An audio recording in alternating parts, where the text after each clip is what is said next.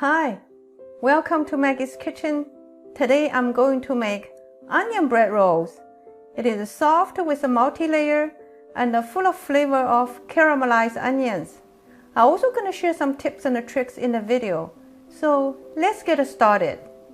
In mixing bowl, I have a 500 grams of all-purpose flour, adding 8 grams of salt, 6 grams of dry yeast, 1 large egg, 290 grams of room temperature water.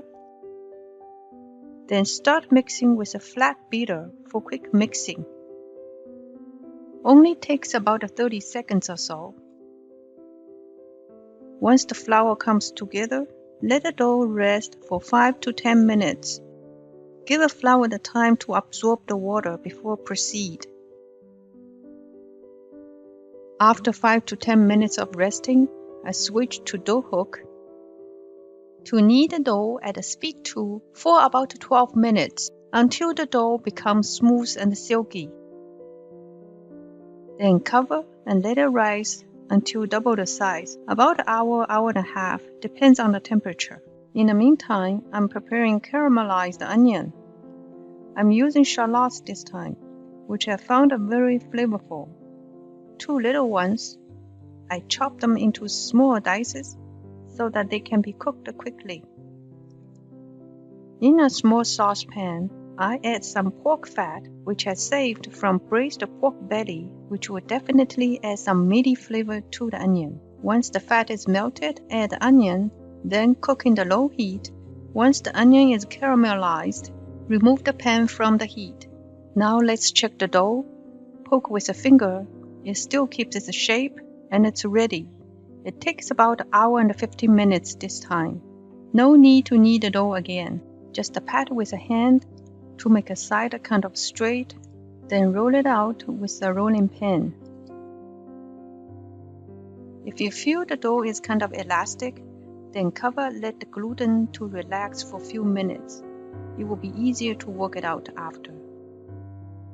Ideally, the final shape is kind of rectangular, about 23 inches long, 14 to 15 inches wide, and 1/4 inches thick. Then spread the caramelized onion on top. Try to spread as evenly as possible, but leave the edge around untouched.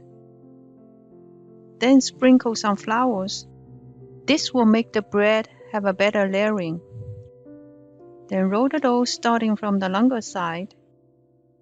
Don't roll it too tight, loosely. Leave some room for the bread to expand, so it will become fluffier. Once it is rolling close to the end, pinch the edges, make it thinner, so the roll will have a better seal at the edge. Shape with a hand to make a roll kind of even. Then fold it into 2. Pinch and twist in the middle instead of cutting. That way will not leave a big opening and easier to close and seal.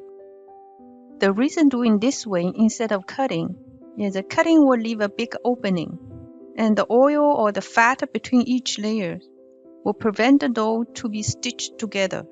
Apply the same method to divide the dough into 16 pieces. First, I make marks on the dough without cutting, then pinch and twist to divide the dough into 16 little pieces. Each piece seal on both ends. Press and make it flat.